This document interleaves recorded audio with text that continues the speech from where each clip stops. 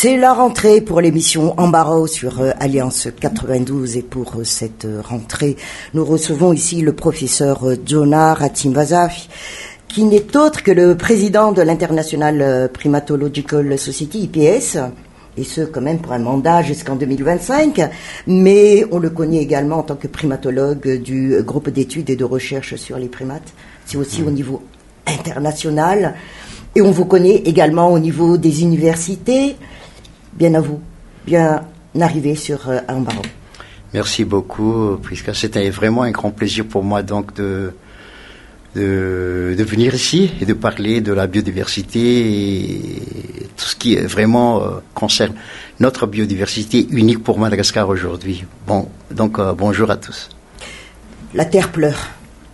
C'est le constat actuel. C'est la planète carrément. La Terre pleure. Et qui fait pleurer la Terre? Ce sont nous les hommes. Mais on nous a déjà la terre prévu. De nos ancêtres, la terre de nos descendants, la terre pleure. Et il faut faire quelque chose, sinon c'est trop tard. Alors on revient à la relation entre l'homme, la terre et la nature. C'est une trilogie en principe qui doit être bien raffermi.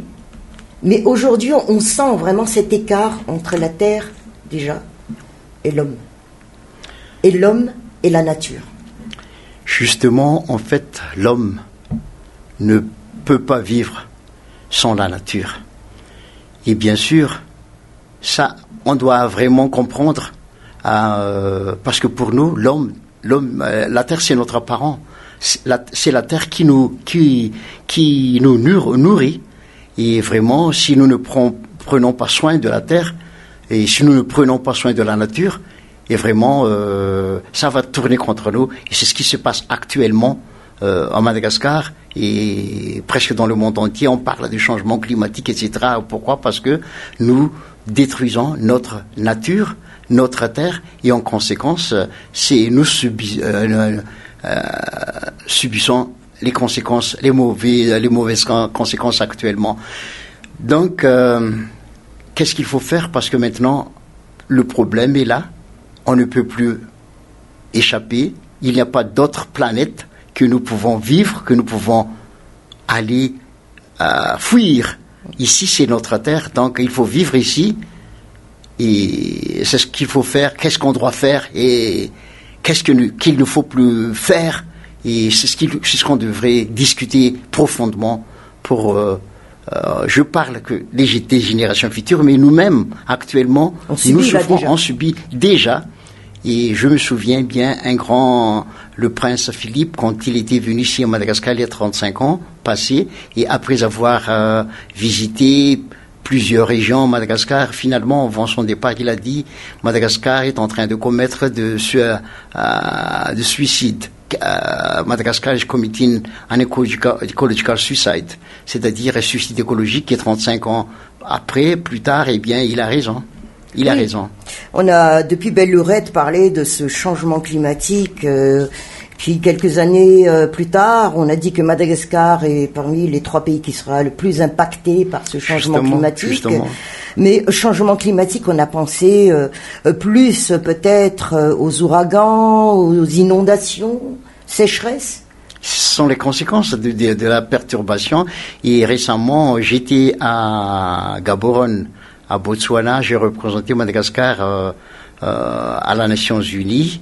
Nous sommes invités. Bon, il n'y avait pas de délégation malgache. J'étais invité en tant que keynote speaker. Et puis on a beaucoup parlé donc du changement climatique, comment transformer, s'adapter au changement climatique. Parce qu'actuellement, par exemple, on a parlé le cas du Sénégal, le cas du Kenya, parce que ces 2 pays importent plus de 40% du riz qu'ils mangent à l'Inde, au Thaïlande, et maintenant, à cause du changement climatique, la production ça diminue.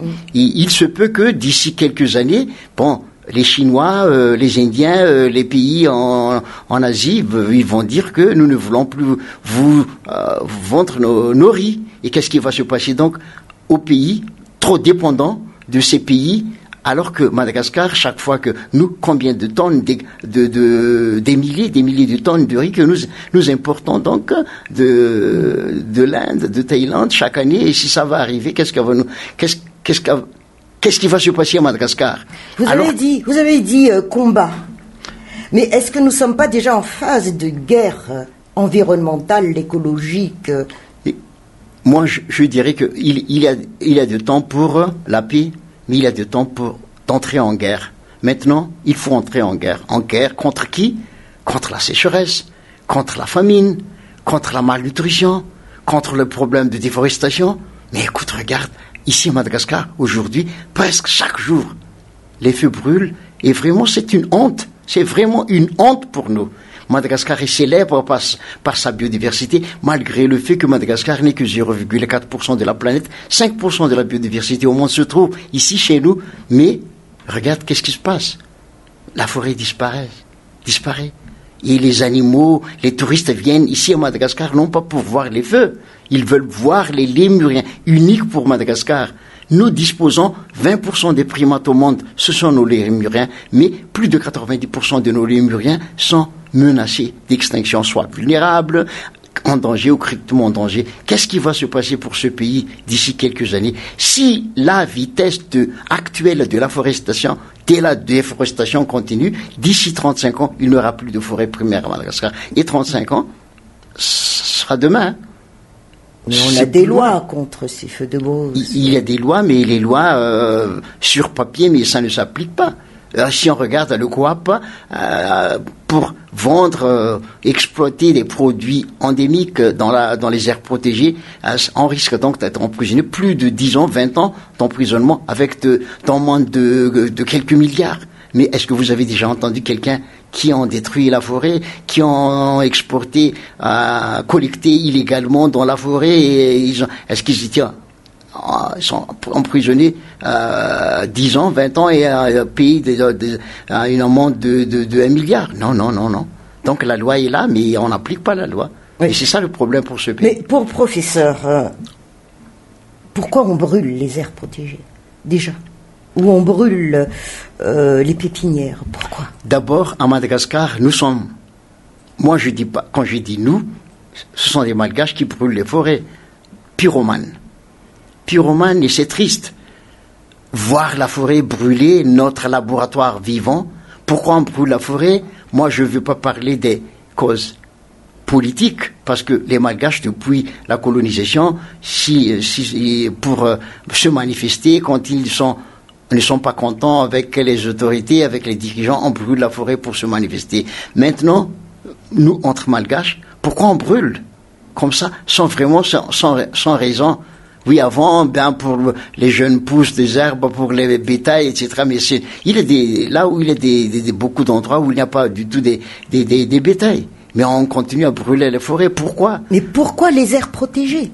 Et là, justement, est-ce que ces gens ne sont pas vraiment, sont contre les dirigeants, les gestionnaires des aires protégées? C'est ça la question. Nous sommes conscients que il faut aider la conservation de ces aires protégées. Sont toujours difficiles quand les gens ont du mal à trouver de quoi manger, par rapport à l'éducation de leurs enfants ou par rapport à leur santé. Donc, c'est ce qu'on est en train de faire dans notre site à Marmisa. Mais pourquoi les aires protégées? Alors que ce sont nos collègues, les bailleurs étrangers, qui aident Madagascar à protéger nos aires protégées. Mais quels sont vraiment les objectifs des gens qui brûlent les aires protégées à Madagascar? On dit bailleurs de fonds, là aussi on parle de contribuables, ce sont des contribuables à l'extérieur qui nous donnent de l'argent. Et c'est vraiment une honte. Donc, moi, j'ai parlé avec ces ambassadeurs qui supportent Madagascar, de ces grands pays, et vraiment ils sont tristes. Ils sont tristes parce que d'abord, on a déjà beaucoup dépensé d'argent pour Madagascar, pour la conservation, et nombreux sont les pays comme la Namibie, le Zimbabwe, la Tanzanie. Vraiment, la gestion des aires protégées sont vraiment top. Et actuellement, nous participons aux différents colloques, forums sur la conservation, on signe. Mais regarde, vraiment, réellement, qu'est-ce qui se passe à Madagascar.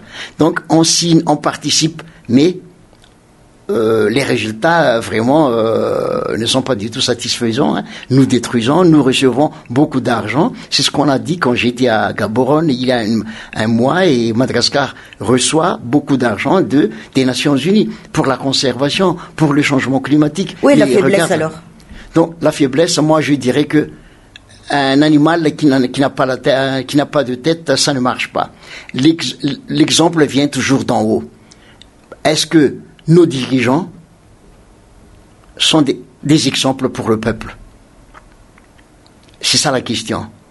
Des fois, je dis, je crois pas. Parce que même, est-ce que les dirigeants sont vraiment très concernés à la déforestation? C'est ça la question. Ou est-ce qu'on ne fait pas confiance au VOI, par exemple? Et justement, le problème actuellement, nombreux sont les ONG, les associations qui veulent prendre leur part de briques pour gérer des aires protégées comme les VOI, les communautés de base. Mais si on regarde donc les procédures pour pouvoir gérer, même si c'est une délégation temporaire, c'est vraiment très difficile. Ça fait des années, par exemple, que nous avons demandé la gestion de la forêt au sud-est de Madagascar, la forêt Efasi, à Farafangan, au sud de Farafangan. Mais vraiment, jusqu'à maintenant, il y a des problèmes. Même entre les ministères interministériels, il n'y a pas de consensus. Voilà, donc le ministère de l'Environnement veut le conserver, les ministères de Mines veulent gérer. On ne sait plus avec quel pied on doit danser. On ne sait plus. Donc, et entre-temps, les forêts, la destruction, ça continue, l'exploitation illégale des mines.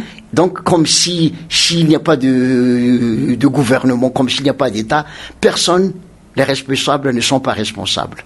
Et ça c'est le problème. Il y a des gens, la justice, même si on attrape des délinquants en flagrant délit, les délinquants ne sont pas punis. Et ça peut tourner contre vous. Et c'est ça donc les paysans, les gens, les gens qui œuvrent dans la conservation, ils ne veulent plus.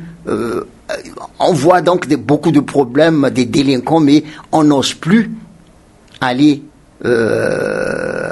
Mais n'empêche, il y a quand même des plaidoyers qui se font au niveau des communautés de base, de la société civile, des organisations. Heureusement qu'on a les sociétés civiles pour faire le plaidoyer, mais regarde encore les résultats. Oui, c'est bon d'avoir toutes ces entités pour défendre, pour aider la population locale, pour enseigner ce qu'on devrait faire, etc. Mais en fait,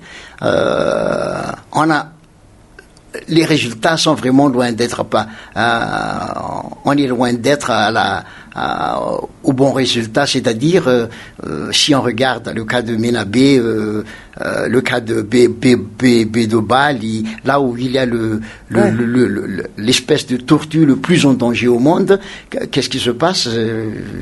Ça va disparaître. Et pour parler de Menabé, le fameux allée de Baobab, d'ici 4 ans, cette forêt va disparaître et les gens les touristes viennent pour voir les baobabs, les lémuriens, et actuellement, récemment, peut-être que vous avez déjà entendu, qu'il se peut que le petit primate commande, le Microcebus perté, vraiment très menacé de disparition. Donc, ça c'est pour nous, c'est une honte. C'est une honte pour Madagascar.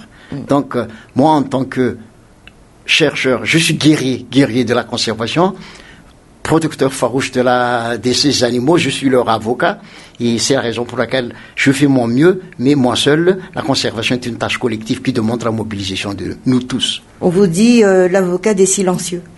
Justement, nous sommes l'avocat des silencieux, et ensemble, moi j'espère, parce que quand j'ai parlé aux gens, les gens commencent à avoir cet désespoir, ils ne croient plus qu'on peut sauver Madagascar. Mais moi personnellement, là où il y a de la vie, moi je crois toujours qu'on peut changer, mais c'est pas facile.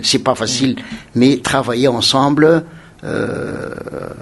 moi je crois encore que ça va un peu sauver le peu qui reste, parce qu'il ne reste plus que moins de 10% de la forêt originale qui reste. Ah oui. Oui. Donc, dans quelle région c'est éparpillé ces 10%? C'est éparpillé. Parlons de ça. Le problème aussi actuellement au Madagascar, parce que on essaie donc de préserver les corridors, mais seulement théoriquement on parle de corridors, mais il n'y a plus de vrais corridors. Il y a la plupart donc c'est de petits lambeaux de forêt, petits fragments de forêt, et quand ça arrive, les animaux qui vivent dans ces petits fragments de forêt deviennent le problème de consanguinité. Il n'y a plus d'échange de gènes, et bientôt nous allons assister à ce qu'on appelle extinction massive. Même si on ne les chasse plus, il y a beaucoup de pertes de diversité génétique, et ça va vraiment conduire à l'extinction de beaucoup d'espèces, de nos lémuriens, nos grenouilles, nos oiseaux, parce qu'il n'y a plus donc de relation entre les différents fragments,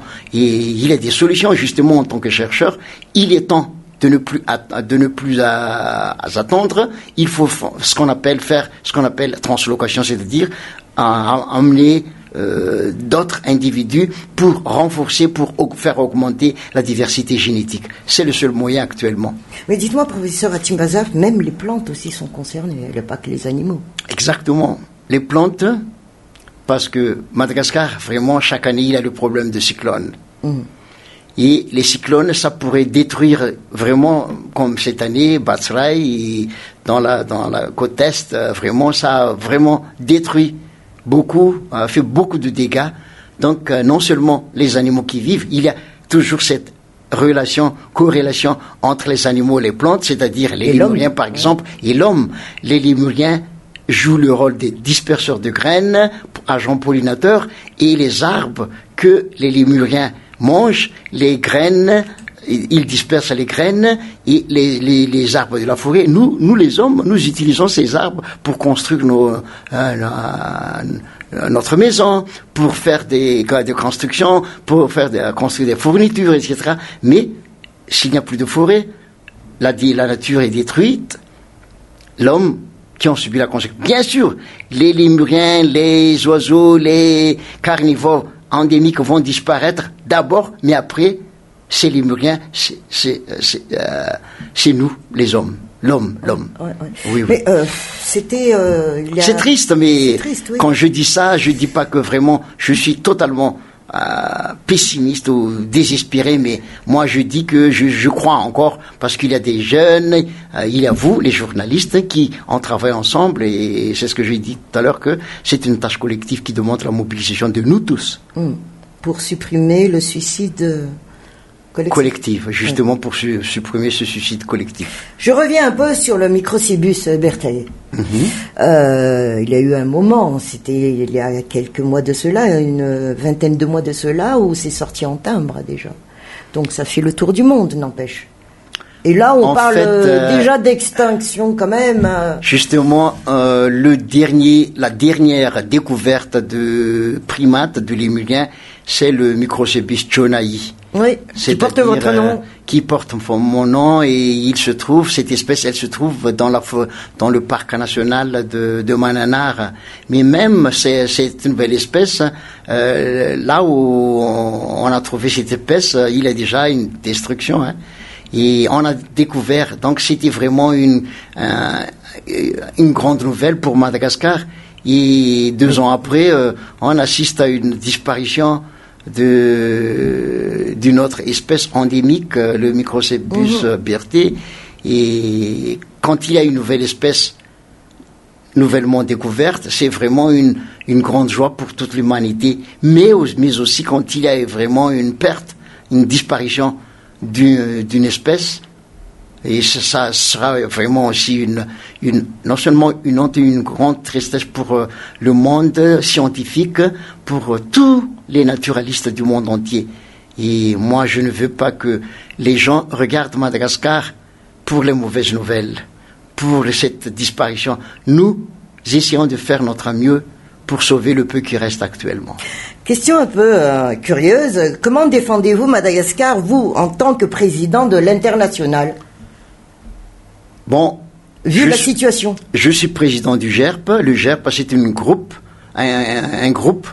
qui œuvrent pour la conservation, l'étude sur les lémuriens, donc seulement ici à Madagascar, mais je suis également président de l'International Primatological Society, c'est-à-dire je suis responsable pour la recherche de tous les pays au monde. Là où il y a des lémuriens, je travaille avec les chercheurs des quatre coins du monde. Donc maintenant, avec toutes ces mauvaises nouvelles ici à Madagascar, je me sens un peu dans une position vraiment inconfortable parce que tous ces problèmes me font dans une situation vraiment mal à l'aise et faible. Pourquoi? Parce que normalement mon devoir, donc de voir également qu'est-ce qui se passe en Asie, en Afrique, il y a des problèmes, mais quand je dois taper sur la table, de dire aux gens que tiens, on ne doit pas faire tel ou tel ou tel, les gens peuvent regarder ton pays. Toi-même, tu n'arrives pas à protéger la biodiversité, les primates de ton pays. Ça me fait vraiment dans une position vraiment très inconfortable, en position faible. Donc, je regarde, j'adresse vraiment aux dirigeants de ce pays, à Madagascar. Regarde, nous sommes dotés de cette richesse unique au monde, mais qu'est-ce qui se passe actuellement? C'est triste et on ne peut plus cacher ces problèmes. Moi, je vous dis et je vous demande vraiment que vous êtes responsables et les dirigeants devraient être le modèle pour la population. Donc, on voudrait voir un président, un premier ministre, les membres du gouvernement comme leader. Un leader efficace, c'est un leader avec des suiveurs efficaces. C'est à vous de vous demander, est-ce que je suis un leader efficace? Est-ce que les gens m'écoutent? Est-ce que je suis un modèle? C'est à nous, chacun, de répondre à cette question. En tant que citoyen de ce pays, j'aimerais voir de bons changements avant que mes yeux se ferment pour l'éternité. Je voudrais que ces animaux, nos générations, pourraient voir encore les richesses de ce pays. Et c'est ça mon devoir, et c'est ce que je voudrais tendre mes mains à toute la population, à nous tous. Comment nous allons sauver notre cher pays? Comment nous allons sauver ces plantes qui crient, qui ne cessent de crier? Et comment nous allons sauver ce patrimoine, ce laboratoire naturel pour les générations futures, pour le bien-être? Nous pouvons vivre, moi je suis convaincu qu'on peut bien vivre en harmonie avec la nature. L'homme et la nature et la terre, on ne peut pas se séparer, on doit vivre en harmonie. Eh bien, professeur Djonar Ratim-Bazaf, c'était votre embarras? Oui, des fois je suis un peu émotionné parce que ma mission, ma vocation, c'est de sauver la nature. Quand je dis la nature, l'homme fait partie de la nature. La nature, pour moi, ce n'est pas vraiment séparé de nous. Ça, c'est notre maison. Donc, si notre maison est en train de brûler, qu'est-ce que nous devons faire? Donc là, je répète et je réitère que ensemble, on pourrait faire la différence. Nombreux sont les pays comme le Suriname, le Costa Rica, un petit pays qui ne dispose même pas le centième de ce que nous avons, mais ce petit pays, chaque année, 9 milliards de dollars. Pourquoi pas Madagascar? Pourquoi pas nous? Un peu de volonté. Un peu de volonté. Regarde Rwanda. Rwanda n'a que 14 différentes espèces de primates, alors que ces primates ne sont pas tous endémiques. Le nôtre, 112 différentes espèces de primates qui constituent les 20% des primates au monde. Et toutes nos espèces sont endémiques, uniques pour nous. Ça devrait être une fierté pour nous tous les Malgaches. Même si vous n'êtes pas primatologue, même si vous n'êtes pas des biologistes, vous devriez être fiers. Nous n'avons pas de statue de liberté, nous n'avons pas de muraille de Chine, nous n'avons pas de pyramide d'Égypte, nous n'avons pas de... c'est tout ce qui est par les hommes, nous avons les Lémuriens, nos forêts, qui sont nos millions d'années. C'est peut-être la connotation qui a été prise en négation, donc on s'en occupe pas trop. Donc, moi je dis que là où il y a de la vie, là où il y a encore, je dis pas que c'est pas trop tard. Si on agit maintenant, il y a encore de l'espoir. Donc, je travaille. Des fois, je me sens un peu fatigué, un peu triste, mais je dois recharger mon batterie. Et non seulement le mien, mais le vôtre également, parce que ensemble, on peut avancer ensemble. Et il faut faire le défi. Le défi, donc, c'est que aller ensemble dans la bonne direction. Et c'est pour cela qu'on ne vous voit pas assez souvent ici en ville. Vous êtes plus dans les aires protégées.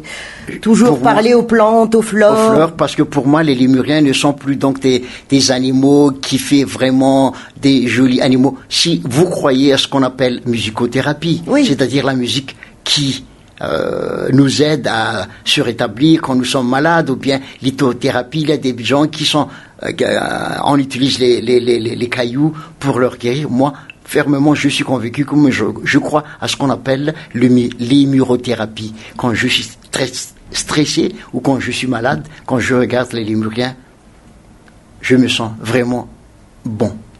Donc, je ne vais pas laisser mon thérapie disparaître. Et c'est la raison, je dois lutter.